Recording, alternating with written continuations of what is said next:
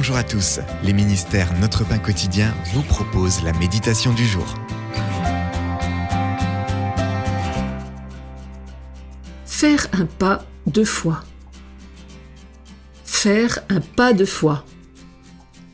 Le conférencier a parlé d'une sagesse consistant à faire confiance à Dieu et à s'arrêter dans le Jourdain. Il a raconté l'histoire d'un pasteur fidèle à Dieu et qui avait choisi d'annoncer les vérités bibliques dans un sermon, malgré la nouvelle loi de son pays qui le lui interdisait. Accusé de crimes haineux, il a passé 30 jours en prison.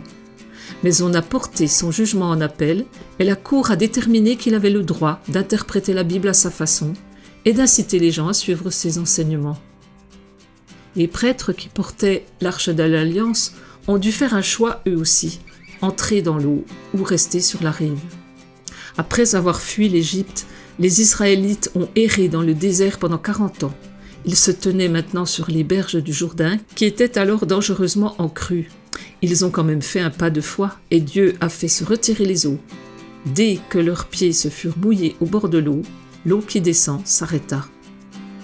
Quand nous confions notre vie à Dieu, il nous donne le courage d'aller de l'avant, qu'il s'agisse de déclarer les vérités bibliques ou d'entrer en territoire inconnu. Lors du procès du pasteur, la cour a entendu l'Évangile en écoutant son sermon. Et à l'époque de Josué, les Israélites sont entrés en toute sécurité en terre promise, où ils ont parlé de la puissance de Dieu aux générations suivantes. Si nous faisons un pas de foi, Dieu se chargera du reste. C'était un texte de Alison Kieda. Quand avez-vous eu à affronter une situation alarmante et avez craint de faire le premier pas? Comment Dieu vous a-t-il aidé à aller de l'avant? Seigneur, j'ai besoin de ton courage.